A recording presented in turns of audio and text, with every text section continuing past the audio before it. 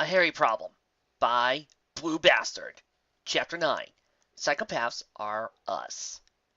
At the Crystal Castle, inside Sombra's Highway of Horrors, Lyra and Sandalwood just sat in shock as they stared in the direction of the open book. It had contained everything they ever possibly want to know about Sombra's werewolves, and even more things they didn't even want to know. Unfortunately, even Sombra himself hadn't recorded any kind of cure for lycanthropy, despite apparently being the one who created it. But the truly horrifying thing was the side effect of becoming a werewolf that none of the legends mentioned, possibly because no pony ever conceived of such a thing. Hey girls, are you doing all right here? Asked Princess Cadence, who was peeking into the ancient archive. Due to her being the Princess Alicorn of Love, she was very empathetic to the presence of emotions around her. And while over the years she developed the strength to resist any chance emotions that would have ill effect on her, Sombra's pure hatred for the one who would steal his throne, aka Cadence, remained very strong in the room, to the point that even just sticking a poof in it caused her one hell of a migraine. Yeah, I think we just hit the motherlode of why Applejack is in so much trouble in here, replied Sandalwood. I would, uh, well, uh, I would love to see it, but I can't really go into. Cadence had no time to finish, as Sandalwood just simply picked up the book in her mouth, was tasted disgusting, and had Lyra open the door. Then, as if it was the easiest thing in the world, Sandy just walked right out the dark pit it had sat in for 1,000 years, and into the bright, shining interior of the castle proper. Cadence thought it would be best not to say anything about the simple solution to her personal problem. "Where Sandalwood asked. Over here," gestured Cadence, upon realizing just how heavy the book actually was, and how easily earth ponies were handling it. She motioned towards Lauren's anteroom, where inside a large circular table inside, purpose-built to hold a large book and for ponies to stand around it, singing happy songs. In this case, no happy songs would be sung about Sombra's own I Love Me book. "Oh, my," Cadence said, upon looking at the first image in the section depicting a pony halfway between its normal and wolf forms. Yeah, it gets worse, said Lyra, slowly backing up from the book like it was some dangerous creature. Summoning her resolve, for Applejack's sake, Cadence read on. "For all the things I despise the Alicorns for, I must admit they have also given me some of the greatest gifts imaginable. For instance, some time ago the entire centurion of their guard showed up on my doorstep, fed up with their former rulers, and seeking to serve under me. In return for their pledging of eternal servitude, they asked for something strange. Their leader, some upstart named Sable Loam, said they were all hunters at heart, and wished to be blessed with forms far more suited for hunting like a wolf. It was actually, at heart, a very simple request. Simply use our transferring spell to change them into wolves. However, what made it so interesting was the cats they have control over the ability to turn between pony and wolf, and that their wolf forms still bear the advantages of the superior equine body. All the predatory instincts and ferocity of the wolf, but with the nobility and strength of a pony. The prospect of having such an entire force of wits of such wolf ponies at my command excited me, and so I agreed. It took a while, and my experimentations on the crystal slaves tended to be rather gruesome, but eventually I figured out how to grant the gift of what I refer to as lycanthropy. It's actually a nonsense word that sounds vaguely like ancient myths, but the crystal slaves won't know the truth, and by the time those morons in Equestria have proper know of them, they will be tied with that very feeling of fear. But even better is the name I came up with that even their young can pronounce properly. I was originally going to call my new troops Warwolves. Then I got the idea to call them Werewolves, as creatures every pony should be wary of them. Then, in a stroke of genius, I combined it all into one word: werewolf. Changing out the A for the E makes it not look stupid, and illustrates the simple yet fearful art that is the term werewolf. Well, clever. Clever, Blue Bastard. Clever. That nice way of saying why it's werewolf.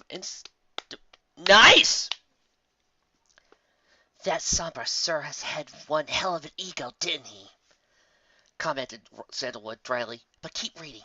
The really terrifying part is later on.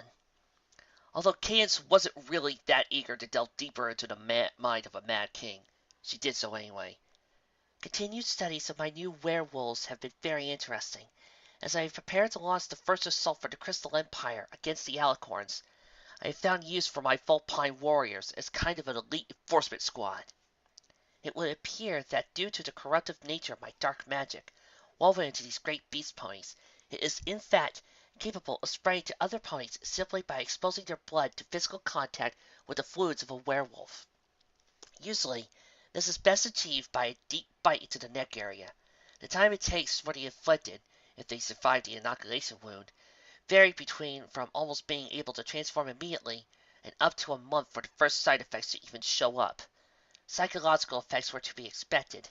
The test subject slaves showed more signs of being vicious and pack-like, tending to stay in familiar groups than socialize as they normally do. But, however, over the course of several months, the idea of converting all the slaves into werewolves must be rejected on grounds involving the very aspect of dark magic that allows lycanthropy to be contracted. Unless the victim happens to be of a certain bloodline, the lycanthropy will eventually corrupt their entire body and fully turn them into a wolf. The test subjects who suffered this are irreversibly converted into natural wolves. They show no sign of remembering who they were, or any memories they might have had, and the attacks from these wolves will not spread the magic.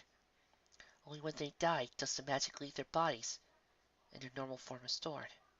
Although, at this point, it's of no use to them or me. Keynes had to backpedal hard on reading this last bit. What? I knew Sombra was a monster, but this! This cannot be condoned by any being that has any respect for their own species! Poor Applejack. Is this the fate she's due to incur? Becoming nothing more than a simple beast? Well, no. There is a slight hope for her, said Lyra, her expression not matching her hopeful words. Just keep reading. Now outright scared of what else she might find, Cadence wished she could tightly hug her husband, to the point of breaking his ribs, as she ventured once more into the dark codex. For the rather rare outlier slave who managed to not succumb to the magic due to their bloodline, I managed to play nice in one of my rare benevolent moments and let them become part of my werewolf brigades. Sabaloon, probably my greatest of the werewolves, protested my interference with his own troop organization, but he continuously buys into my bluff that I can easily take away what I have granted him. In reality, I have no such power, for I fear I would face a great challenge against him should we ever battle. He has almost grown immune to any dark magic attacks I can throw at him, and his natural skill set only boosts those granted by his lupine enhancements. It may even be possible his sheer force of will can allow him to live forever. Amusingly, he, and he alone only, has the possibility of immortality. None of his followers, or any of the lucky few slaves who have become werewolves, appear to have their lifespans lengthened.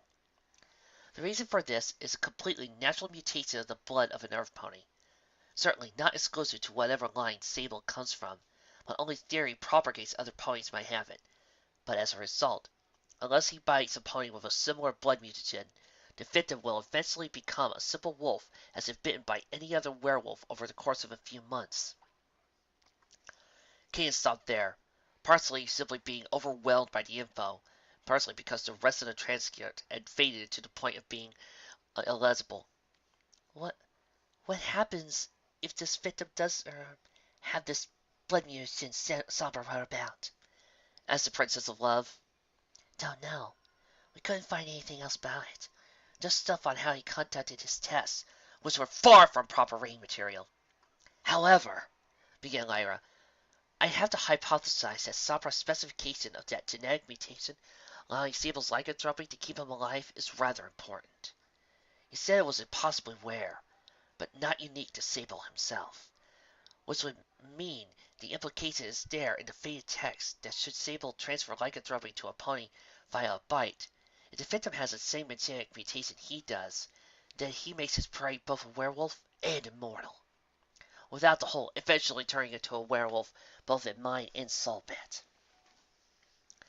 So what you're saying is that while hoping beyond hope that Applejack is lucky enough to fall in whatever percent of the population has this genetic mutation in her blood is ill-placed faith, it is still possible by the smallest margin she would avoid a cruel fate of losing herself to be an amazing mutt instead just being an immortal werewolf?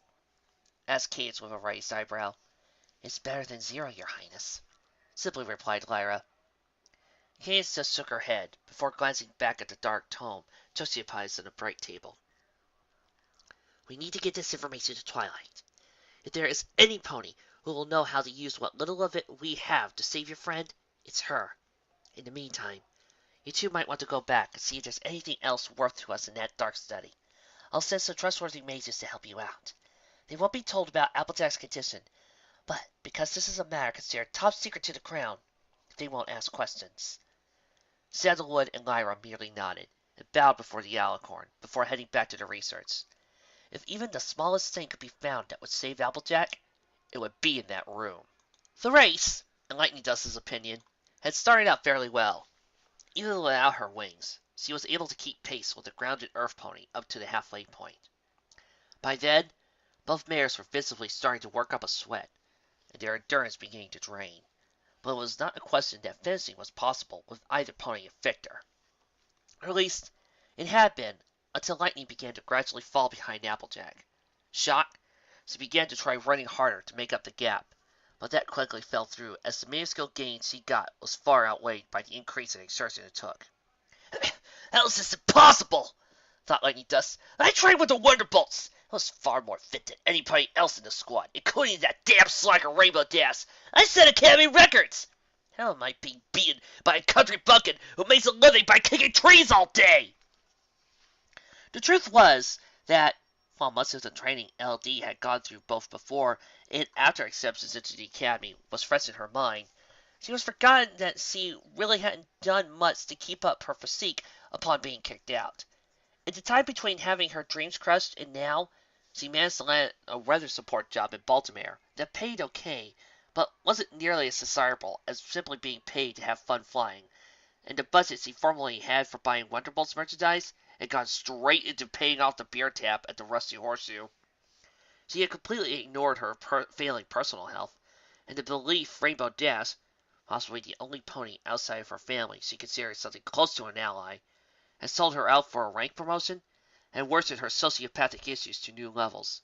Initially, she just wanted to win the race to prove the rumors her new bar friend had mentioned to her were wrong.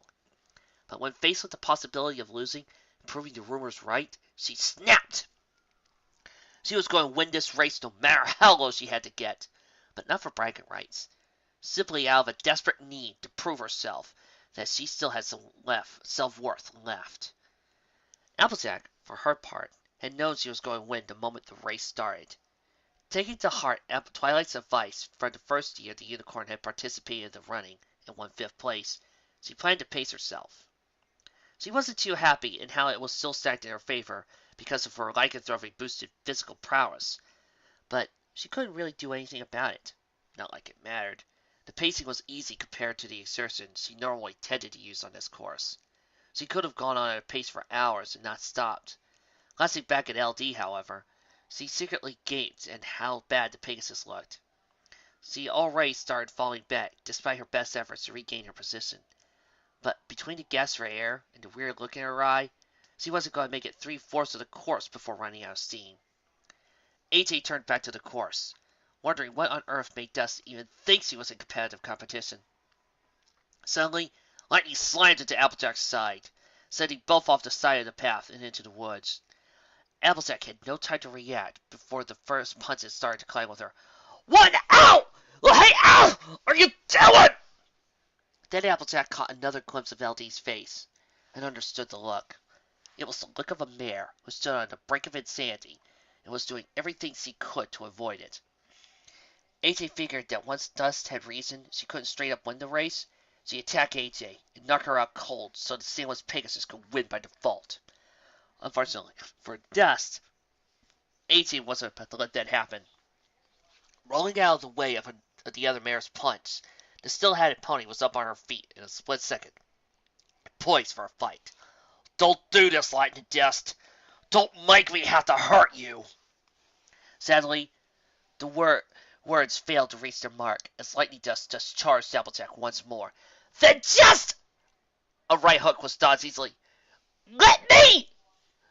A haymaker missed his mark. When? With a sudden burst of agility, brought on by desperation and psychotic anger, Lightning Dust wheeled around on her front hooves and bucked Applejack straight in the face, crashing into a nearby tree. It took a moment for the orange mare to recover. However, the moment she did so, something about her demeanor changed. Her eyes had turned from emerald green to a noticeably different golden green, and were practically glowing. Her posture had shifted from a typical strength increasing stance of a fighting earth pony to that of a predatory animal with emphasized speed, and she was growling? With horror, Lightning Dust realized just what she was facing, and that even the greatest Wonderbolt couldn't take on the monster before her, and she just pissed it off. Similarly, that's what happens when a lot of people take off Bruce Banner. From her clever cloud disguise, Rainbow Dash watched the race from above. Beep beep, I'm a cloud.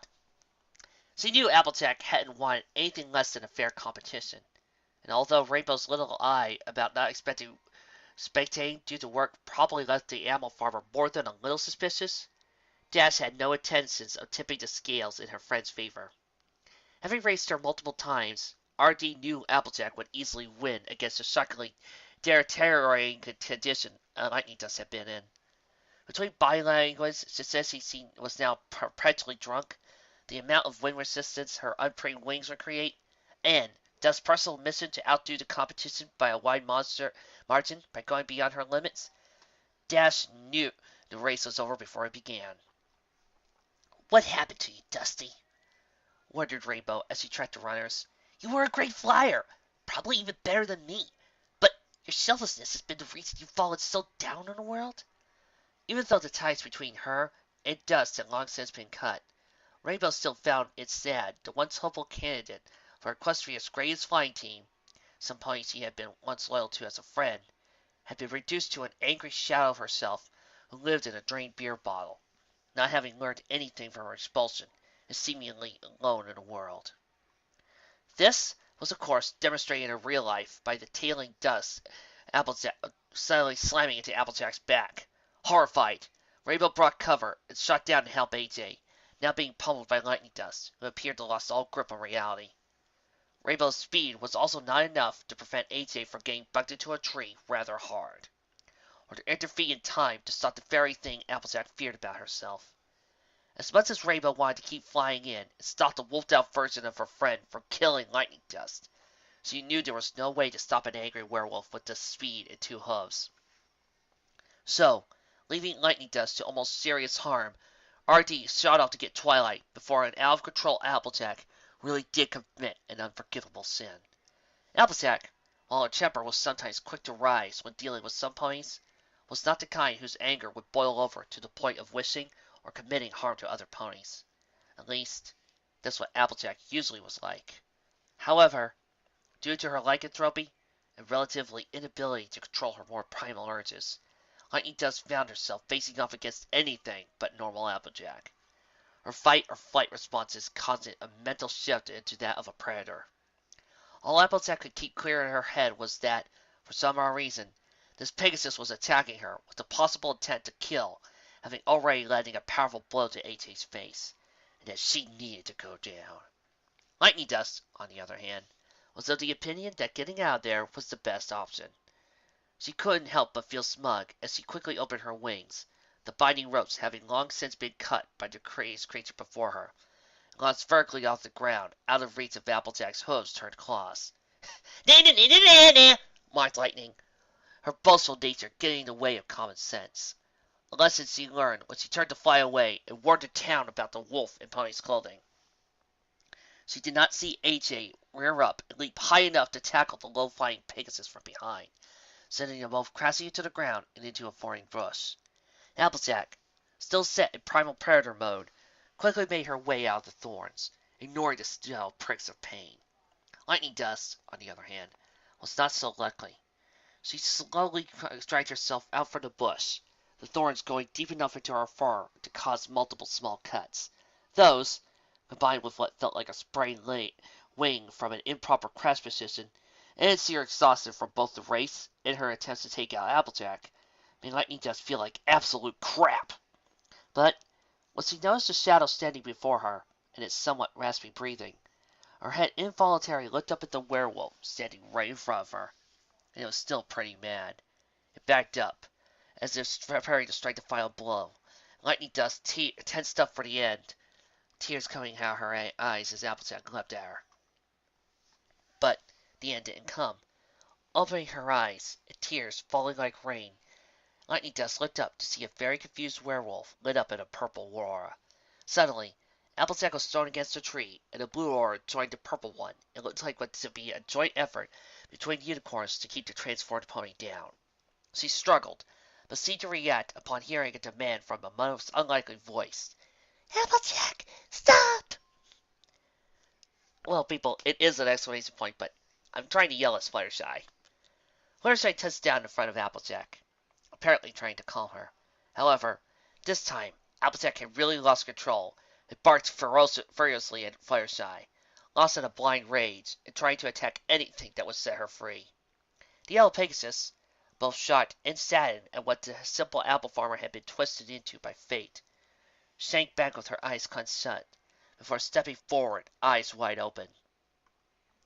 For all that Sabra had designed his werewolves to be immune to simple behavior control magic, never in 1,000 years could he have predicted that a Pegasus, who had severe vertigo problems, would wield something as powerful as the stare.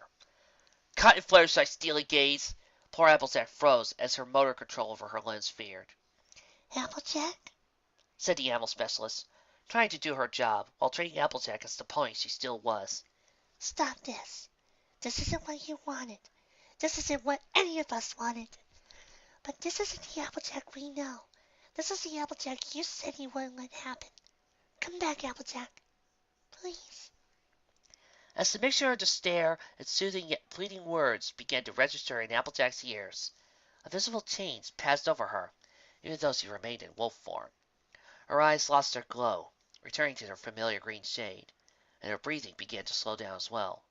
Finally, Twilight and Rarity ended their magic, letting Applejack fall softly to the ground. It took her a few seconds to realize she was back in control. The memories of what she had done and almost did was still fresh in her mind. "Oh, my Celestia," whispered AJ. "It's all right, Applejack. You're back, and we're here for you," soothed Fluttershy, having since ended the stare, and now walking up to her friend. Upon reaching the werewolf, Fluttershy merely looked at Applejack with her sea-green eyes that just radiated compassion and kindness and all the things Applejack really needed.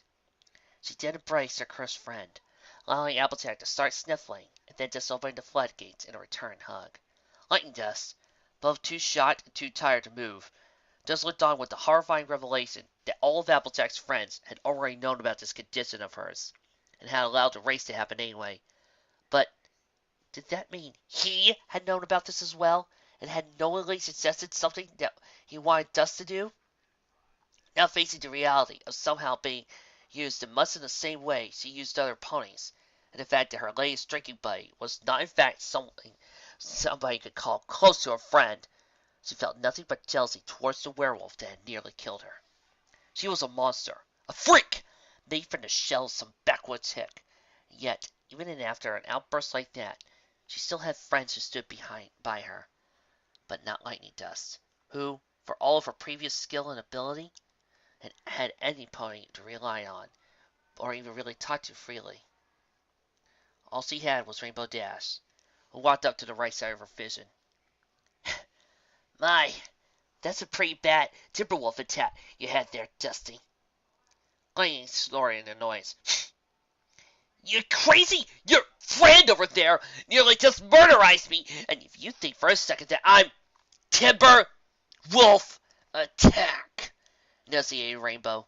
It was clearly fear to the vulnerable Lightning Dust that not sticking to this cover story was going to end very poorly for her. "Now, I really shouldn't be nice to you, because the position you're in was your fault when you attacked Applejack. Oh yeah, I was watching. Didn't I tell you I was Ponyville's weather manager? Regardless, By all rights, we should leave you here to suffer. But against my better judgment, Twilight thinks you know something, and so is off to Ponyville Daryl for you. But, but, uttered Rainbow, sticking her angry face into the now scarred Dust Face, before we do that, you're going to tell me who told you about those rumors, which we both know were completely falsified. Now! Desperately in need of medical attention, Lightning had no choice but to sell out her informant. Intellectual pursuit! Twilight, who hadn't really been listening until that point, noticeably stiffened upon mention of the Crystal Pony scholar's name. It was Pinkie who spoke next. Who's Intellectual Pursuit? Supposedly, he was a scholar from the Crystal Empire who came down to Ponyville to do some research on something. I don't remember what. Pinkie was alarmed. You mean to tell me there was a new pony in town, and I didn't throw him a welcome pony? How did I not know of his presence? Because he didn't want to be detected by ponies. Would make his presence well known in ways such as throwing him a big welcome party in the town he was attending. Because he wasn't a Crystal Empire scholar. Then who or what is he, Twilight? Asked Rarity, dreading the answer. Whilst he couldn't bring herself to say it above a whisper, it was enough for all present, even Lightning Dust, who could tell if something scared the elements of harmony, then it was bad, to understand just how blind he had been to the truth. Sable Loam. The truth now stated the Ponyville residents realized with terror that the werewolf who had converted Applejack into a lycanthrope had been in fact hiding in town for months in a disguise, and could have easily taken them all out.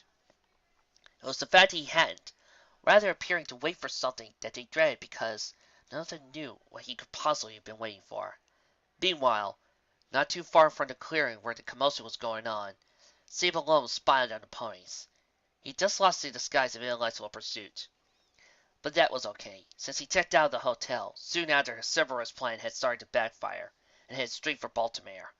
Even though if it was of the modernized lifestyle he hated so much, it was the only city of the present day he could feel remotely safe in, nearly because his beloved had lived there the day they had met. The fact that he had run into a Pegasus mare who happened to hold a grudge against a certain other Pegasus who was friends with his quarry in the first bar he entered had been pure, simple luck. It had taken a week or two to buddy up with the mare, but eventually he fooled her into going, to confront Applejack as if defending her honor.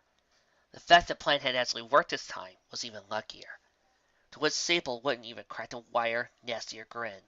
Watching the enraged Applejack tear into that idiot wannabe Wonderbolt had been a fun thing to watch. Sexy even, if the pressure between his legs said anything. But the bottom line was all his hard work and patience was about to pay off. Applejack would soon be forced to embrace her new destiny. It would belong to him and him alone.